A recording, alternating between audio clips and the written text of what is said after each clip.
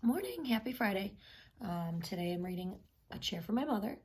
This is a great story about how people come together when needed in a time of crisis. So I think it's an appropriate story for today. Chair for My Mother.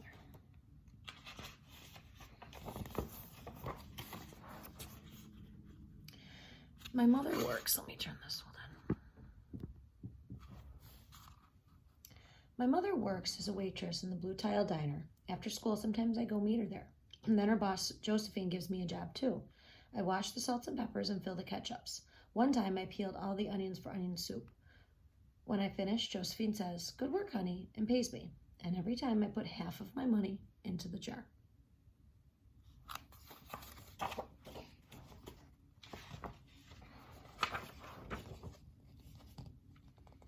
It takes a long time to fill a jar this big. Every day when my mother comes home from work, I take down the jar.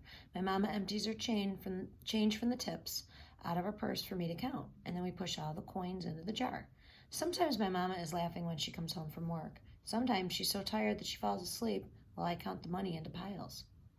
Some days she has lots of tips, and some days she only has a little, and then she looks worried. But each evening, every single shiny coin goes into the jar.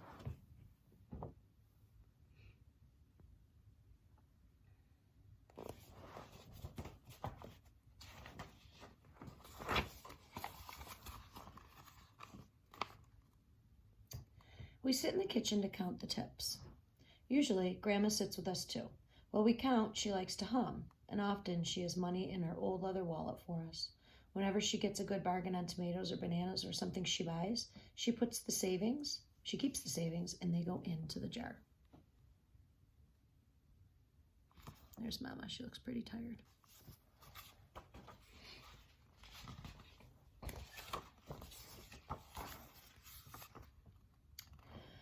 When I can't get a single other coin into the jar, we are going to take out all the money and go and buy a chair. Yes, a chair. A wonderful, beautiful, fat, soft armchair. We will get one covered with velvet and with roses all over it.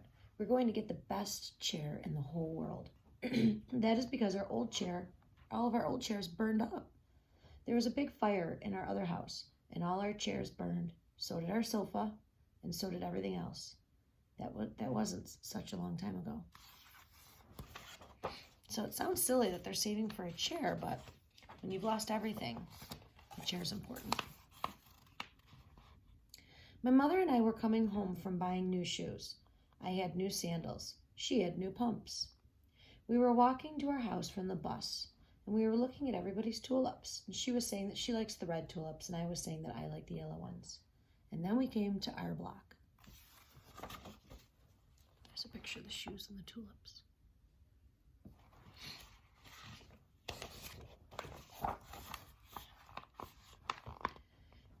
Right outside our house stood two big fire engines. I could see lots of smoke. Tall orange flames came out of the roof. All the neighbors stood in a bunch across the street. Mama grabbed my hand and we ran. My Uncle Sandy saw us and ran to us. Mama yelled, "Where's Mother?" I yelled, "Where's Grandma?" My Aunt Ida waved and shouted, "She's here, she's here. She's okay, don't worry, don't worry." Grandma was all right. Our cat was safe too, though it took us a while to find her, but everything else in our house was spoiled.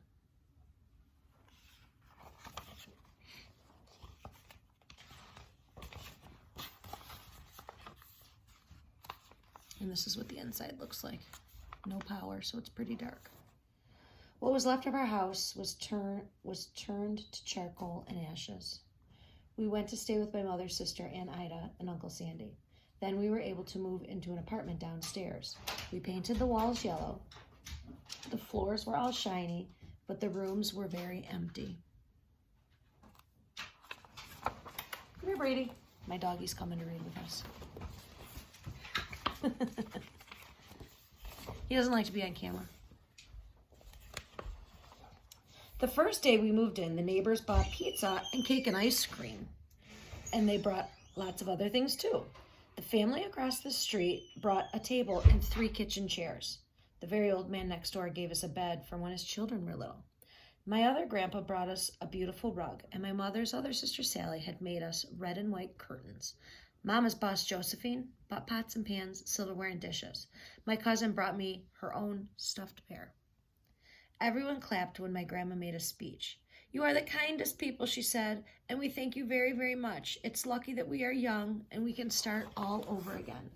So her whole community came together and everybody brought something for them to use in their new house.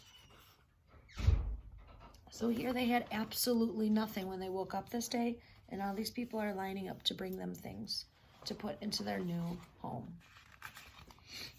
Whoa, look at that jar now. That was last year, but we still have no sofa and no big chairs. When Mama comes home, her feet hurt. "There's no good place for me to take a load off my feet," she says. When Grandma wants to sit back and hum and cut up potatoes, she has to get as comfortable as she can in a hard kitchen chair. So that is how come Mama brought home the biggest jar she could find at the diner, and all the coins started to go into that jar. Now the jar is too heavy for me to lift down. Uncle Sandy gave me a quarter. He had to boost me up so I could put it in.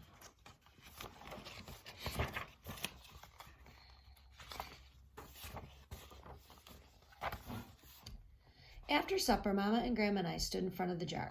"Well, I never would have believed it. I guess it's full," Mama said.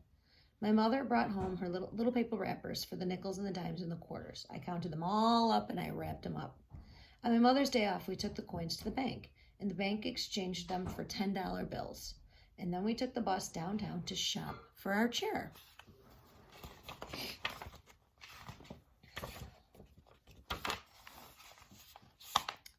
We shopped through 4 furniture stores. We tried out big chairs and smaller ones, high chairs and low chairs, soft chairs and harder ones.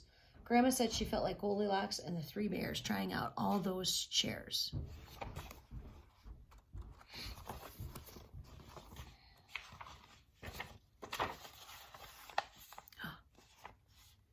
Finally, we found the chair we were dreaming of, and the money in the jar was enough to pay for it. We called Aunt Ida and Uncle Sandy, and they came right down in their pickup truck to drive the chair home for us. They knew we couldn't wait for it to be delivered. And I love how the illustrator put it on like this big, bright yellow carpet so it kind of stands out to the reader.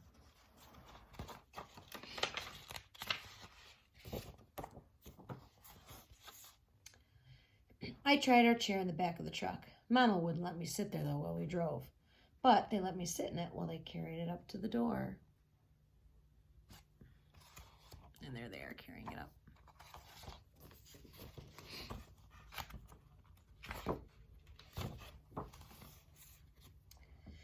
We set the chair right beside the window with the red and white curtains. Grandma and Mom and I sat in it a while, and Aunt Ida took our picture. Now Grandma sits in it and talks with people going by in the daytime. Mama sits down and watches the news on TV when she comes home from her job. After supper, I sit with her, and she can reach right up and turn out the light if I fall asleep in her lap.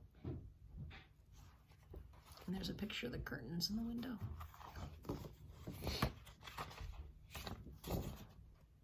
The end. So I love this story because when a family was in need and they had nothing, everyone around them, friends, community, neighbors, aunts, uncles, they all came together to help out and give them what they needed.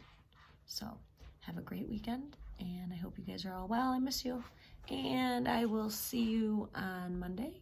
And for those of you who celebrate Easter, I hope you have a great, great Sunday. All right, miss you guys. Bye.